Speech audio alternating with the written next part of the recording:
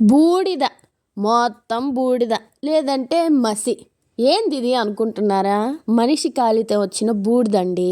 ఎక్కడున్నామో తెలుసా? హైదరాబాద్లో ఒక శ్మశాన వాటిక దగ్గర ఉన్నాం. అయితే ఈ వీడియో మాకెందుకమ్మా అని అనుకుంటున్నారా? మన ఛానల్లో ఆత్మహత్యలు, చావులు వీటి గురించే కదా మాట్లాడుకుంటాం.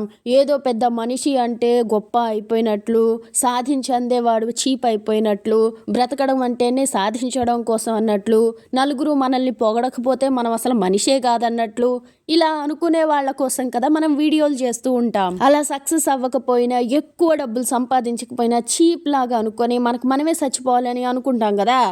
అలాంటి వాళ్ళందరం కూడా చివరికి ఏమవుతామో తెలుసా? పిడికెడు బూడిదే అవుతాం. అందుకని మనం ఏం చేయాలి? అసలు ఈ జన్మ ఎందుకు? ఏం చేయొచ్చు? మిగిలిన పంది, కుక్క ఇలాంటి వాటితో పోల్చుకుంటే మనిషికి ఉన్న గొప్ప లక్షణం ఏంటి? మనం డబ్బులు సంపాదిస్తేనే గొప్ప, నలుగురిలో పేరు సంపాదిస్తేనే గొప్ప, లేదా ఉన్న నిమిషాన్ని ఎంజాయ్ చేస్తూ, ఎంజాయ్ మీన్స్ ఎక్స్పీరియన్స్ చేస్తూ, ఆనందిస్తూ, ఆస్వాదిస్తూ బ్రతకడం గొప్ప. మనం చదువుకోవాలి, చదువుకునేటప్పుడు ఆనందపడతా చదువుకోవాలి, కష్టపడతా కాదు. ఉద్యోగం చేయాలి, ఆనందపడతా ఇష్టమైనది చేయాలి. లేదనుకోండి, ఎన్ని సంవత్సరాలు ఎంత కష్టపడి ఏం సంపాదించినా ఇదిగో ఈ మూసీలో బూడిద కలిసినట్టు కలిసిపోతాం. సరే, మీరన్నట్టు మూసీలో కాకపోతే కాశీలో, ఎక్కడైతే ఏంటి, అయ్యేది బూడిదే, కలిసేది నీటిలో, గాల్లో, దాంట్లో దీంట్లోనే కదా. ఈ మాత్రం చిన్న బ్రతుక్కి ఎన్ని టెన్షన్స్, ఎంత మీద కోపాలు, తాపాలు, ఆవేశాలు, వాణ్ణి చంపేయాలి, వీడిని చంపేయాలని కసి. ఏం సాధిస్తాం? ఏమీ సాధించాం. చివరికి పిడికెడు బూడిద. నాకేమనిపిస్తుందంటే, పిడికెడు బూడిద అనేది ఒక మంత్రంగా పెట్టేసి చచ్చిపోవాలనుకున్న ప్రతి ఒక్కరికి అలానే కోపాలు, ఇలాగా నేను సక్సెస్ కాలేదని డిప్రెషన్లోకి వెళ్ళిపోవడం, మార్కులు తక్కువ వచ్చాయని యాంగ్జైటీ అయిపోవడం, ఇలా ఉంటుంది కదా. వీళ్ళందరికీ కూడా పిడికెడు బూడిద అనే ఒక మంత్రంలాగా చెప్పేస్తే ఈరోజు నువ్వేం సాధించినా సాధించకపోయినా అయ్యేది పిడికెడు బూడిదే. సో ఆ మాత్రం దానికి ఎందుకు ఇంత టెన్షన్స్? ఎందుకు ఇంత అవతల వాళ్ళ మీద బాధ?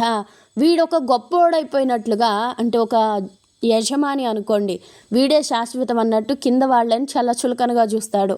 లేదంటే ఒక టీచర్ అనుకోండి, స్టూడెంట్స్ని చులకనగా చూస్తారు కొంతమంది. అలానే అంటే నేను శాశ్వతం, నేను గొప్పోడిని, నేను డబ్బులు ఉండేవాడు, వాడు లేనోడు, ఈ ఫీలింగ్తో వీడు ఈ అహంకారంతో బ్రతికి సచ్చి బూడిదవుతాడు. ఇంకొంతమంది ఇది చేయాలా, అది చేయాలా, ఎలా డబ్బులు సంపాదించాలి, మోసం చేయాలా అని చెప్పేసి మోసాలు చేస్తూ, దొంగతనాలు చేస్తూ, ఎక్కువ డబ్బులకి వస్తువులు అమ్ముతూ చేస్తాడు. వాడేమవుతాడు? వాడు పిడికెడు బూడిదే. అలా అని వీడు మోసం చేసి అవతల వాళ్ళని ఏడిపించి సంపాదించాడు కదా, అదేమన్నా శాశ్వతమా అంటే అది ఒకనాటికి బూడిదే. వీడి వంశంలోనే ఎవడో ఒకటి రూపంలో పుడతాడు వీడి శత్రువు ఒకడు. వాడేం చేస్తాడు? మొత్తం ఆడవాళ్ళకి తగలేయడం, తాగడం, తిరగడం చేసి ఇక అంతే.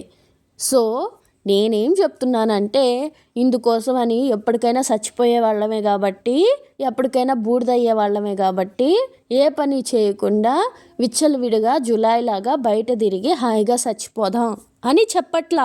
మనం ఎప్పటికైనా పిడికెడు బూడిదే అవుతాం. అది ఈ రోజా రేపా ఎప్పుడా అన్నది ఎవరికి తెలియదు. కానీ మనం అయ్యేలోపు ఎలా బ్రతకచ్చు అన్నది మన చేతిలో ఉంటుంది. ప్రతి నిమిషాన్ని మనం ఎంజాయ్ చేస్తూ, ఎక్స్పీరియన్స్ చేస్తూ బ్రతికితే అంతకంటే గొప్ప సక్సెస్ మరొకటి లేదు.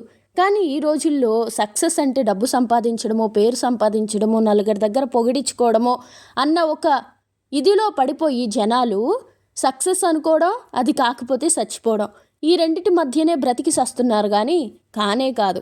మనం ఈ నిమిషాన్ని ఎంజాయ్ చేయొచ్చు, ఎక్స్పీరియన్స్ చేయొచ్చు. అది చేద్దాం. కోట్ల జీవరాశులకి లేని మనసు, బుద్ధి మనకున్నాయి.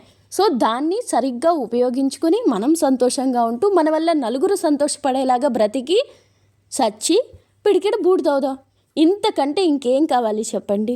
మన బ్రతుకు మనకు నచ్చినట్టు మంచిగా నలుగురికి ఉపయోగపడేలా బ్రతికితే అంతకంటే గొప్ప సక్సెస్ మరొకటి ఉండదు.